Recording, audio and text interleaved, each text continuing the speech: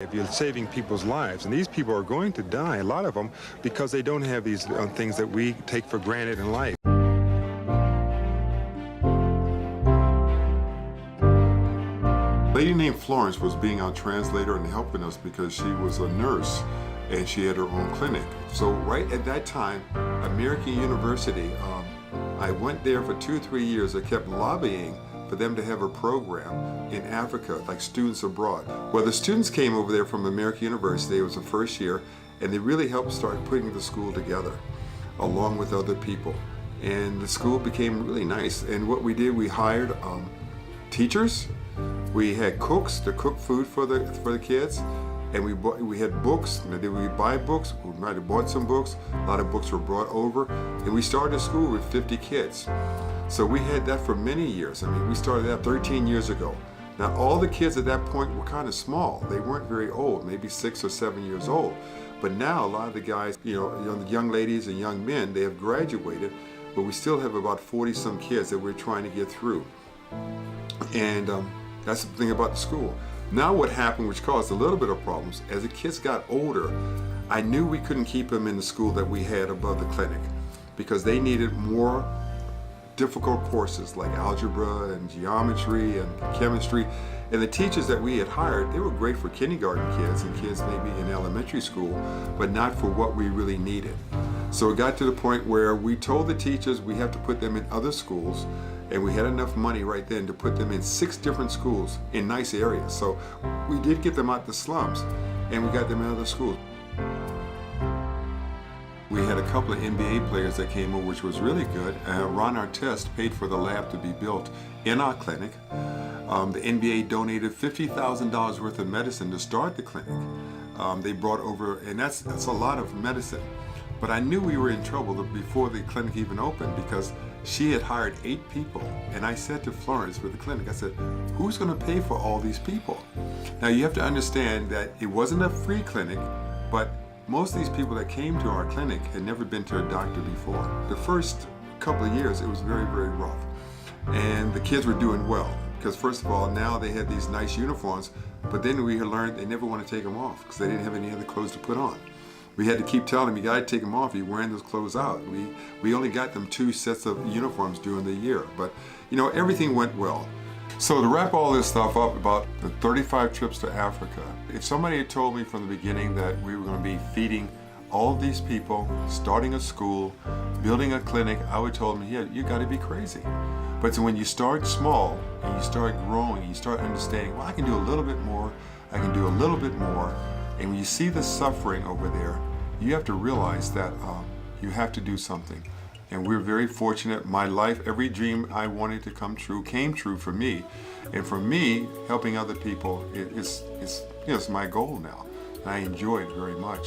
I'll go back as much as I can, help as much as I can, because here you have people of color helping people of color try to get out of the situation that they're in. And so that's how everything is. It got to the point where I'm very happy with everything.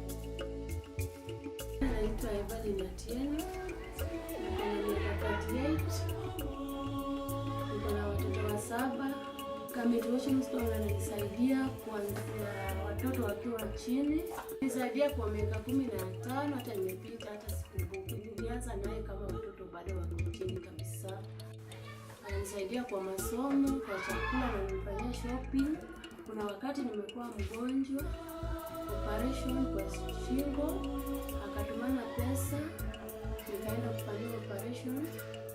Nimepona sasa hivi miaka 3 tangu nifanyiwe. Hawa amenifungulia biashara ya chips, ananifanyia shopping, tunakula, watoto wako na afya, mimi pia niko na mabadiliko. Tumekuwa kwa nyumba ya chini ya mabati, ametuweka kwa 2, sasa hivi tuko na double room yenye iko na jikoni na choo. Mwisho wa mwezi ananifanyanga shopping hata ya 30,000. Isha sasa hivi kama singekuwa hata hai. Watoto walikuwa wanataka hata kula. Walikuwa wengi. Nampigia asante sana, Mungu amuongezee nguvu. Kwa mzima.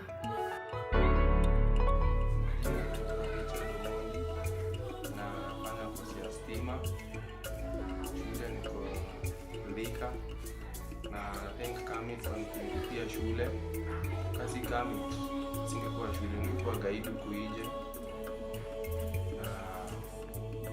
Thanks sana. Alitoa mbali tangu utotoni. Tuko kwa street huko. Maga penye walifungua center. Tukaenda tukaanza kusoma. Mpaka venye sasa hivi niko college. Shukuru KERMIT'S aliendeleza kusomesha watoto wetu wadogo, ndugu wangu na sister. Na plan yangu kumaliza college, kupata kazi. Na nisaidia familia yetu. Thanks sana. Kwa majina naitwa Florence Award na nasoma Karatina Girls, niko form 2 sasa. Na thank KERMIT'S kwa sababu kwenye amenitoa ni mbali sana. Kama si saizi singekuwa naenda shule. Namwambia asante sana. Saizi anatusaidia familia yetu wote, tunaweza kula vizuri. Sema kweli life yetu imechange sana. Tulikuwa tunaishi kwa nyumba ya mabati. Saizi ukituona saizi tuko kwa nyumba ya mawe kubwa sana na nashukuru. Natamani asante sana. Nataka nikimaliza shule nikuwe pilot. Nikuwe nikiendesha familia yangu. Nikibeba na ndege wafike place Kenya tena. Nasema asante kwa KERMIT'S kwa kutusaidia tukapata chakula, nyumba nzuri. Kitambo tulikuwa kwenye mabati, sasa tuko kwenye nyumba kubwa. Tunamshukuru. Ameweza kutusaidia na wazazi wetu. Sisi sana kwa sababu walikuwa wanatamani hivyo. Kama wamepata kinafanya.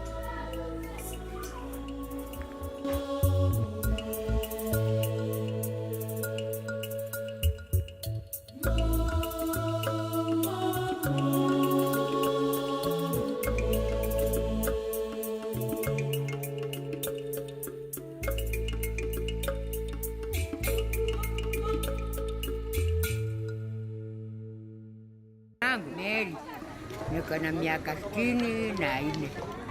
Hii biashara yangu nimefanya inaenda miaka 20. Ndio inasomesha watoto hata wa shosho. Hii biashara nilitoka naye Nakuru. Ya kwanza biashara ni kulikuwa na msingi mwingine kutoka ng'ambo, ndiye alikuwa anakusaidia, alafu ndio nikaanzia biashara. Majina yangu naitwa Halima Hassan Ahmed na samani za kale tunasaidiwa hapa Hope. Ile msumu naitwa KERMIT'S ndio alikuwa anatusaidia. Hata hii biashara ndogo ndogo tuko naye, yeye ndio ametupatia pesa. Tulianza naye mpaka leo mpaka dakika hii ndio hiyo ndio tunafanya ndogo ndogo. Tungipenda tena usaidizi mwingine kama ile vile hiyo msumu alikuwa anatusaidia na tunawashukuru.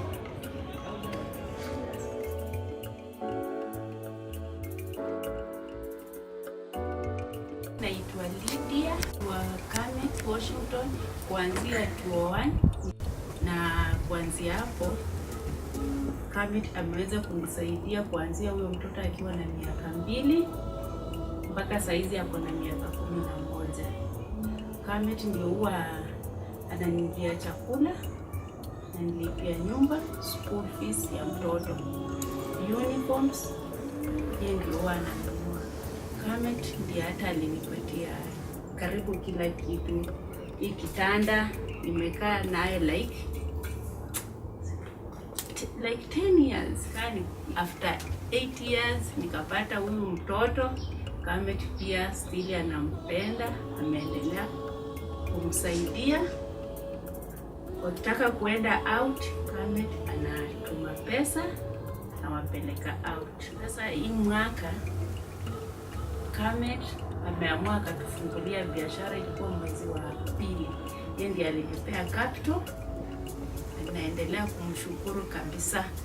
Na tangu nianze hiyo biashara, at least kuna vitu zingine naweza fanya, siwezi muuliza kama huyu mtoto, kama shule za zingine, kama kuna kitu ile pocket money kidogo naweza toa kwa hiyo biashara yangu, alafu nikamsaidia nayo.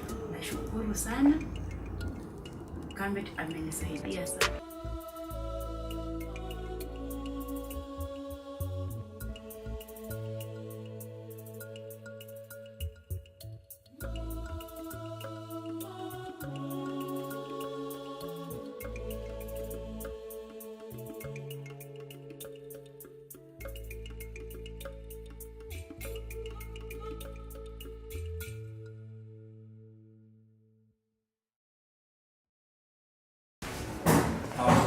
Personally, I never viewed myself in a classroom, seated with other students, learning the way others do, until someone came by and gave me a helping hand. The first time I landed in Ray of Hope Learning Center, it was hard to catch up. I still had that street behavior.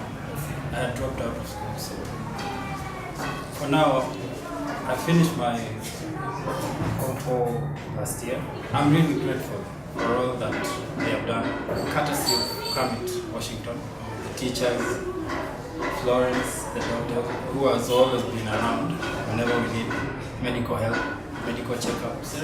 For the rest of the students, as in, on behalf of them, I'd like to thank Kermit for all that he has done and for all that he's going to do. I have a lot of people that have been saying that what I've been doing in Africa is more like a scam, and I just want to show with this video all the different things that I've done. The charity is 32 years old. I started going to Rwanda in 1994 during the Rwanda genocide. So in the video you'll see what's happened over there.